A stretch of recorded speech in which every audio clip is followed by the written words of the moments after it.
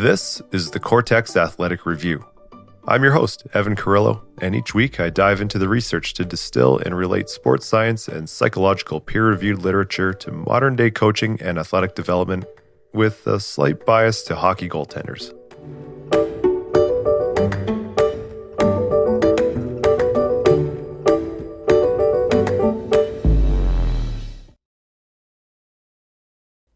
Today is March 3rd. This time of year is kind of like Christmas for a lot of coaches. I'll tell you why I like it. These next couple of weeks include some of my favorite things. One of those is several of my teams are competing in the playoffs. There's just something about the playoffs that gets me really excited about hockey again. The regular season can be a bit of a grind, and when it comes time to the added intensity of the playoffs, it's just a good time. We'll also start seeing some spring weather, finally, and winter can start to off. And us coaches will get some long-awaited personal time, some rest, some time spent with my own kids as some of these seasons start to draw to a close. I know that as a coach, I'm supposed to say things like, I love it and I can't get enough of it. But man, the burnout and grinding, it's a very real thing, and honestly, probably something I wasn't totally prepared for when I started coaching. That being said, it's not lost on me that there was also a time that I would have given anything to be someone who was busy and in demand. So while the grind does get super tiring and exhausting, I am still grateful that it's a part of my life. The topic of this week's episode took a pretty sudden last-minute change. Originally, I thought it would have been fun to do an episode about nasal breathing, specifically what effect those nose strips have on athletic performance, but 2 days ago something came up and I had to pivot. It's still super raw at this point, and honestly, I'm a little bit confused, I think, as I navigate and manage the early stage of grief. But I learned of the passing of my first goalie coach, sports psychologist, mentor, and later colleague and friend, John Stevenson. Those listeners from the goalie world, or possibly the Alberta hockey world, might know of John. He was actually one of the first people that Braden Holtby of the Washington Capitals thanked in his interview after he just won the Stanley Cup. I guess I don't mean to turn this into a really sad episode, but something that's been on my mind since learning of his passing was the influence that he's had on me and probably many, many others over the years. When I was around 11 or 12 and making the transition to goaltending, I had to get some training, and growing up in a small town about 2 hours outside of Edmonton, my parents would drive me in to hit some camps in the spring and summer, and in the early days, we just didn't really know who to go and see for goalie coaches. At that time, Google wasn't even a thing. You couldn't just go on Instagram and look up goalie coaches. It was kind of a word of mouth thing. I have to mention here first that my dad was actually my first actual goalie coach, and he taught me so many of the basics like stance, tracking, positioning, all that early stuff. He actually continued to be my goalie coach throughout minor hockey, putting in a ton of time on the ice after he worked a full day. But there came a time where I needed to get out to some camps, and also the moody teenage part of me probably kicked in, where I was kind of like, yeah, what do you know, Dad? But he still plays at over 65 years old, and he still competes in national championships even. So turns out he actually knew quite a bit and knew what he was talking about. But for the camps, we asked around, and 2 goalie school names came up. I won't mention the first one, but they were a big school in Edmonton in the 90s, and they were known as good. The kids have fun there. And then there was the other one. They said this one was hard. They'll skate you into the ground, but if you can handle it, it's really, really good. It was called the Goalie Center, and it was run by a guy named John Stevenson. I'd be lying if I said that 11-year-old me wasn't terrified, but deep down, I think I also knew that this was the culture and the environment that was probably going to have the biggest impact, so there we went. I could talk all day about those early goalie center days, but I know much of this audience, especially those from elsewhere in Canada and the US and Brazil, won't be able to relate, so I'll start to steer things back to the article here in a moment. Now, John was not someone I spoke with every single day or even saw more than a few times a year, but I'm 38 years old now, and over the last probably 10 years, I've entered into something of a working relationship with him, introducing a lot of my goalies to him or having him out to present to our athletes and parents at our association whenever possible. It wasn't a super close relationship in the sense of like being around someone and seeing them every day, but he was still a huge part of my life, including a formative influence of my entire athletic arc from the beginning of the position to me now as an old, fat, sleep deprived goalie coach. I didn't even totally realize it, but a lot of my coaching philosophy and even some of my life philosophy was pretty heavily influenced by John. I even used some of the same chirps on my goalies as he used on me when I was working with him. So there's some of that influence propagating along in that way, but it goes a lot deeper too. It turns out there's some research about this exact phenomena of coach philosophy, pedagogy, and these mannerisms propagating between generations of coach to athlete and athlete transitioning to coach themselves. It's sort of a coaching lineage, the idea being that good coaches will transmit ideas across the generations. Researchers Gordana Marmulla, Geoff Dickson, Hagen Wäsche, and Ulrik Brandes from ETH Zurich La Trobe University in Melbourne and Karlsruhe Institute of Technology in Karlsruhe, Germany, asked the question, can we measure the influence of a coach?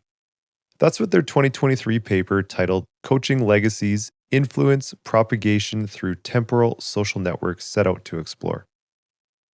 The researchers wanted to know whether coaching influence could actually be traced through what's essentially a network of players and coaches over time. In other words, if a coach works with an athlete and that athlete later becomes a coach themselves, do some of those coaching ideas carry forward? And if they do, can we map that influence as it continues to spread through the sport? To explore this, Marmulla and colleagues looked at more than a century of data from the Australian Football League, or AFL. The dataset included over 12,000 players and about 360 coaches going all the way back to the late 1800s. But of course, real world limitations crept in and did their thing, which meant that of all of those players, only a small fraction, about 2.7%, actually became coaches themselves. Those players are the ones that the paper calls future coaches. And that's actually where the influence network begins. When a player becomes a coach, they don't start from scratch. They're far from a clean slate. They carry with them years of experience of being coached themselves. Everything from training sessions, team meetings, practice structure, even the drills, how mistakes are corrected and feedback is given, and what positive reinforcement might look like. All of those things become part of an athlete's mental model of what coaching looks like. Going through this myself and transitioning from athlete to coach, you get a sense that you know the sport really well, or at least well enough. But early on, you're very much unsure of your own voice as a coach and what that's going to turn into. So, from experience, you kind of go with something that you know is safe because you've seen it done before, you've seen it work before. And that's a big part of the reason why I know I probably adopted a lot of the mannerisms and philosophies and pedagogy from my early coaches. So, with this paper, the basic assumption is pretty simple and probably something we've all experienced or observed ourselves. It's that when athletes later become coaches, some of the philosophy and approach of their previous coaches comes with them. In other words, in the early years, especially, you tend to coach how you were coached. Not perfectly copied, of course, but at least partially transmitted. Now, to address the question of quantifying this, the researchers modeled this idea mathematically and they built something called a temporal social network. That might sound a bit complicated, like a mix of Facebook with the theory of relativity, but the idea was actually pretty straightforward. Imagine every coach as a single node within a network. Now, connect those nodes through players, since obviously players will have access and experience with a lot of different coaches. If a player played under coach A and later becomes a coach themselves, you draw a connection from coach A to the new coach, which was their player. This would, of course, be done between players and several coaches, so the process continues. When that player turned new coach eventually coaches players who later become coaches themselves, the influence spreads another step and the network grows. Over some decades, this creates what's essentially a coaching family tree: coach, player, future coach, and next generation. Although it's not nearly as linear as that, it's obviously, like it was mentioned before, a network. The obvious next question is weighing the influence of different coaches on the same player in that network. Because most athletes don't just play under one coach, they might experience 5 or 10 or even more over the course of their career. So, if influence is going to spread through this network, the researchers had to account for how much exposure a player had to each coach. Their solution was pretty intuitive. Instead of saying a coach either influenced a player or didn't, they treated influence as something that accumulates over time. The longer a player spends under a coach, the more opportunity that coach has to shape how the player thinks about the game. So in the model, influence is just weighted by something pretty simple: how many games a player has played under that coach. If a player only appeared in a handful of games under that coach, the influence weight is small, but if a player spent most of their career under that coach, the influence weight becomes much larger. So that was the first force in the model, which was one of influence. The longer the exposure, the more influence a coach is assumed to have. But as probably all of you listening would be quick to note here, time alone is far from the biggest influencing factor. I can think of coaches that I spent multiple seasons with that I don't really have a fond recollection of, and others, even small role, strength, or skill coaches that I would say had a huge positive influence on me.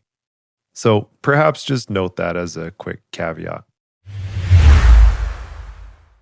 If influence were the only thing happening, every future coach would just become a carbon copy of the people who coached them, and that obviously isn't what happens. Coaches develop their own ideas over time, their own voice, their own pedagogy, their own philosophy. And the difference there between pedagogy and philosophy is sort of your why and your what of coaching, and the pedagogy is your how. So, how are you doing it? How are you communicating it? Back to the model here. It includes a second force that works in the opposite direction. And the researchers called this one independence. Now, influence pulls a future coach toward the philosophies of their past coaches, while independence works in the opposite direction and it pushes them away from those influence as they gain their own experience and develop their own approach. It's not necessarily a contrarian or contrasting view, it's just a separate branch that a coach might take rather than following the influence of their previous coach. In other words, early on in a coaching career, you might coach really similarly to the people who coached you, but over time, that influence will fade as you start making your own decisions and building your own expertise. This model sort of balances those two factors: influence from the previous coaches and independence gained through coaching experience.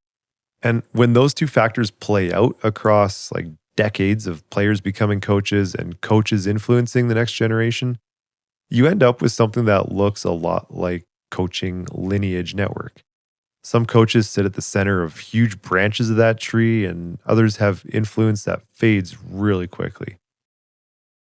So, once the model calculates how influence spreads through the network, the researchers can start asking some more interesting questions like which coaches had the largest downstream influence on future generations of coaches?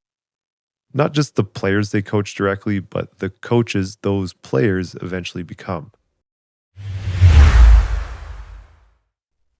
All right, now that we got the model built, the researchers could address the question of which coaches had the greatest downstream influence on future generations of coaches.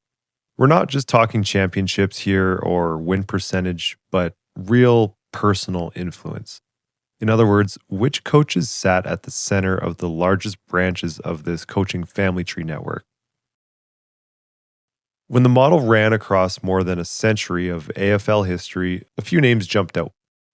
At the very top of this list was a gentleman by the name of Jock McHale. Great name for a coach, by the way. He's a legendary coach who began coaching Collingwood Football Club back in 1912. McHale coached for a bit over 3 decades and won multiple premierships, but what made him stand out in the model wasn't just his success. As you could probably guess, it was how far his influence spread. Players who played under McHale went on to become coaches themselves. Those coaches then influenced another generation, and over time, that influence kept propagating further through the network. By the time the model traced those connections across the decades, McHale's coaching lineage had spread across a huge portion of the AFL coaching tree. Many of the coaches who showed up at the top of the influence rankings also happened to be some of the most respected and successful coaches in the history of the sport, despite the fact that this model was not programmed to measure success in the sport. Another finding was that player coaches showed up disproportionately often among the most influential figures in the network. In the hockey world, think of these guys as the slapshot character Reggie Dunlop. About a third of all of the AFL coaches in the dataset had spent time as player coaches, meaning they were still playing while also coaching the team. I've never personally experienced this, but I can think back to a few team captains that I've had through junior and college that probably could have made the jump to coaching pretty seamlessly, even if they would have been the same age or just a year or two older than the players that they were coaching. Among the top 20 most influential coaches, roughly half of them were player coaches. The researchers suggested that this might increase influence because player coaches spend even more time doing this crazy thing called interacting directly with the players. More interaction means more opportunity for ideas, habits, and philosophies to spread. The thing is that influence didn't neatly track things like wins, championships, or coaching longevity. What the model really showed was where coaches happened to sit within the network of players who later became coaches themselves. Some ended up near the start of long chains of future coaches, and others just didn't. And that alone made a big difference in how far their influence ultimately spread. Wrapping up this with some closing thoughts on this research, I would suspect there's a sort of continuum that exists about influence from coach to player. What I mean is, it's possible that a coach was such a negative influence on a player, even that that player might get into coaching later on just so that future athletes don't have to deal with the same garbage that they dealt with.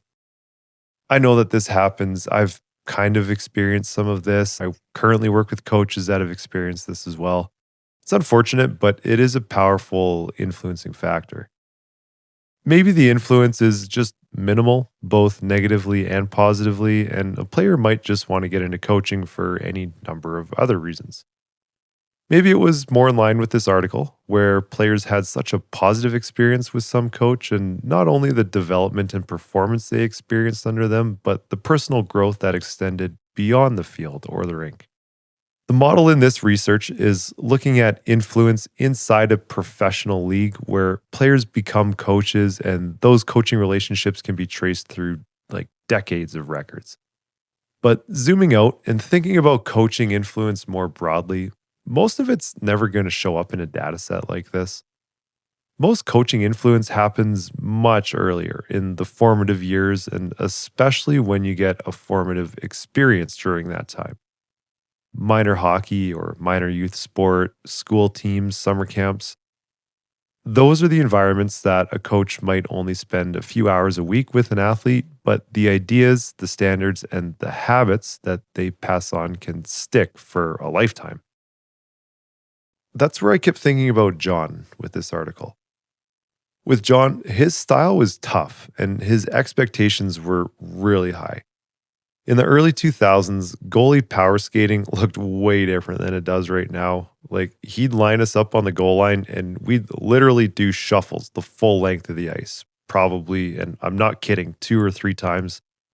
And he had this other favorite, I don't even know what you would call it today, form of movement called the duck walk. Those that have worked under John will know what I'm talking about, but over the course of my life, I must have done thousands of these. I can vividly recall a camp where we were doing shuffles from one side of the rink to the other. John must have been going easy on us that day. So, east to west on the ice, there and back once, twice, three times, and probably even more. While you're doing something like this, your legs are burning, your lungs are burning, you're just uncomfortable, you're tired, you're tempted to finish up that last rep, maybe 10 to 12 feet away from the boards because, well, you're pretty much there. On the third or fourth set, that's what I did. I stopped early and John caught it. And he let me know in no uncertain terms that board to board was the expectation, even if it meant that that last push put you hip checking right into the boards.